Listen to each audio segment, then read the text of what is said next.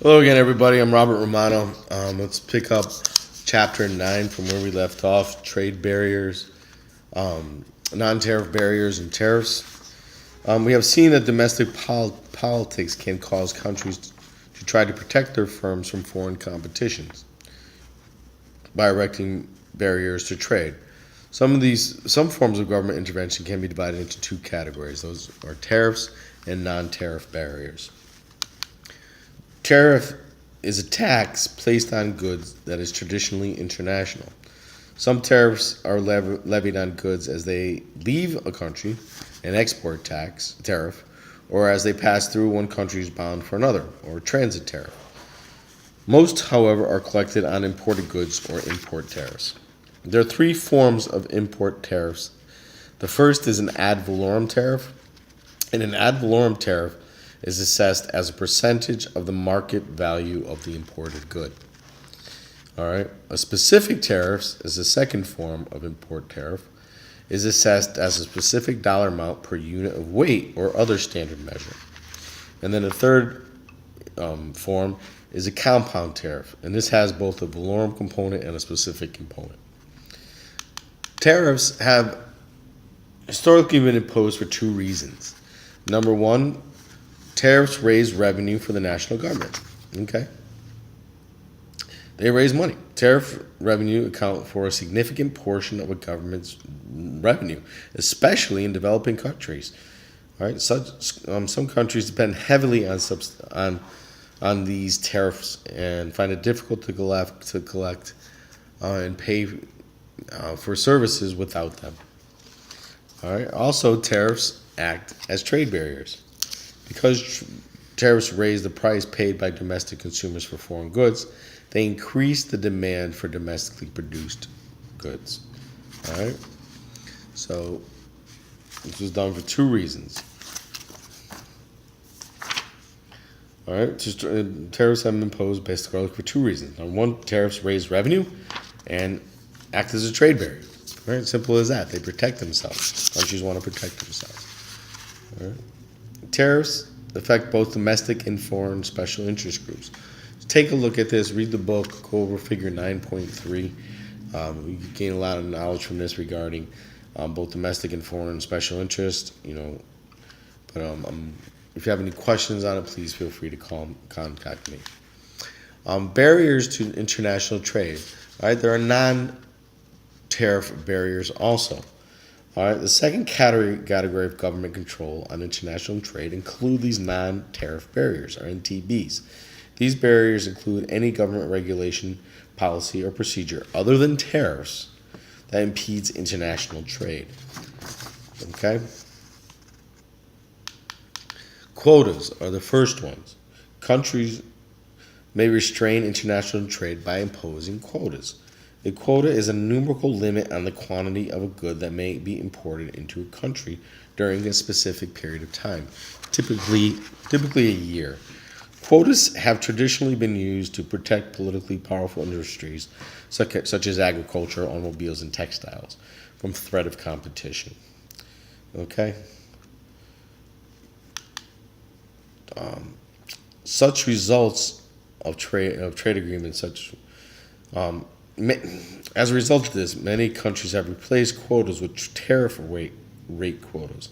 A tariff rate quota imposes low tariff rate on a limited amount of imports of a specific good. Okay, the TRQ imposes a prohibitively high tariff rate on that good, though. All right, once they hit that threshold. All right, a country may also impose quantitative barriers to trade in the form of numerical limits on the amount of goods it will export. All right. A voluntary export restraint, or VER, is a promise by a country to limit its exports of a good to another country to a pre-specified amount or percentage of the affected market. Often this is done to resolve or avoid trade conflict with an otherwise friendly trading partner. Okay. Export controls may also be adopted to punish a country's political enemies. An embargo is an absolute ban on the exporting of goods to a particular destination. This ban is adopted by a country or international governmental authority to discipline of another country. Numerical export controls may also be used to promote a country's industrial policy or the competitiveness of other industries. Okay? Other non-tariff barriers are product and testing standards. All right? Countries may also use various other NTBs to protect themselves from foreign competitions. All right? Some are adopted for legitimate domestic public policy reasons, but have the effect on restricting trade.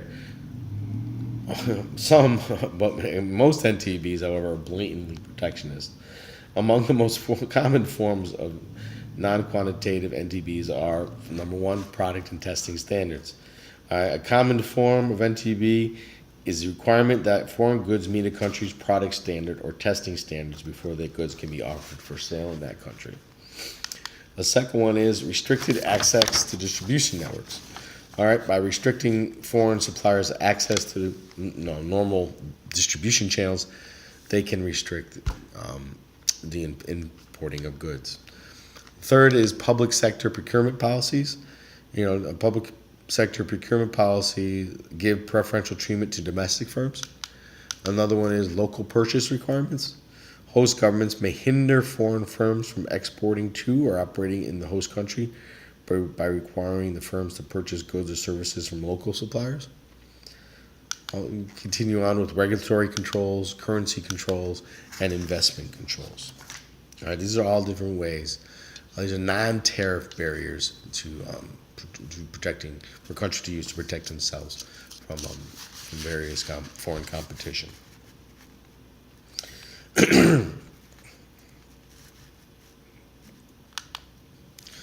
All right, so this is kind of an overview between tariffs, quantitative restrictions, and other non-tariff barriers.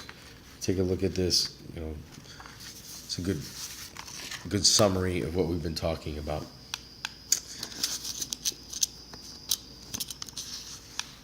All right. There is also a promotion of international trade.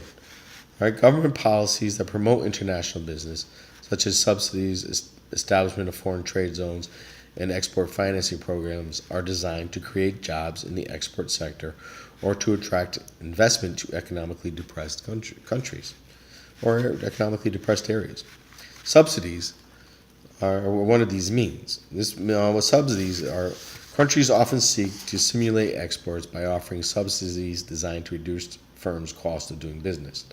National, state, and local governments often provide economic development incentives to entice firms to locate or expand facilities in their communities to provide jobs and increase local tax bases.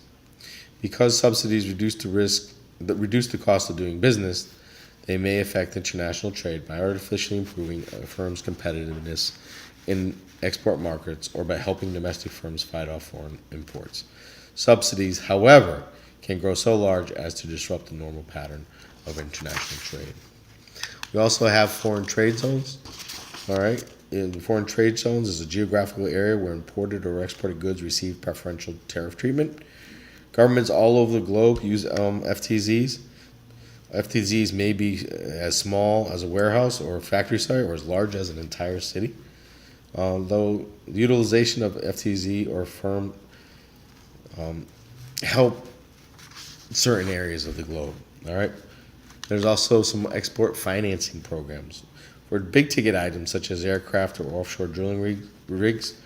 Success or failure in exporting depends on the firms producing a high quality product, providing reliable repair service, and offering an attractive financing package.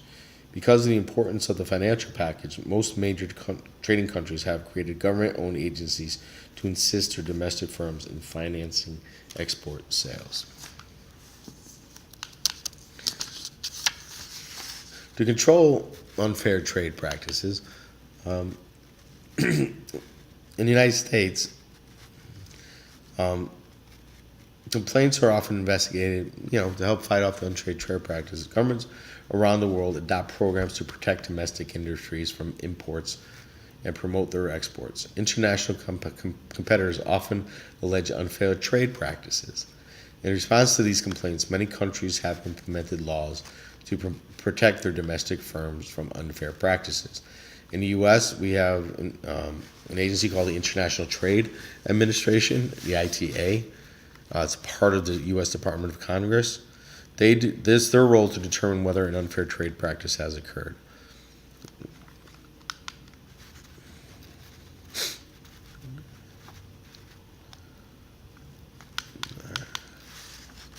Many countries to protect local firms from foreign competitors that benefit from subsidies granted by their home governments. A countervailing duty, a CVD, is an ad valorem tariff on an imported good. It is imposed by the importing country to counter the impact of foreign subsidies. The CVD is calculated to just offset the advantage the exporter obtains from the subsidy.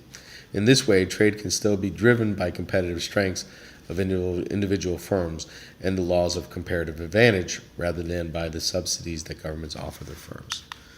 Okay, there are two types. Dumping sometimes occurs. All right, the type of dumping in the form of international price discrimination and predatory pricing. All right, so there's been anti-dumping laws to protect against this. It's in the book. It's not going to be on the quiz, so just review it at your leisure. All right. I just want to wrap up. International trade laws allows countries to protect themselves from sudden surges in importing goods, even if those goods were traded fairly, in order to allow them time to adjust to the changed economic environment. Such actions utilize safeguard clauses and escape clauses. For example, the Trade Act of 1964 permits the enactment of temporary trade barriers. If the International Trade Commission finds that American firms have been seriously harmed by a sudden increase in importing goods, they can implement this law. All right. So I just want to give you a brief overview. Again, if this is Chapter 9, if you the overview of Chapter 9, this is the second PowerPoint. If you have any questions, please feel free.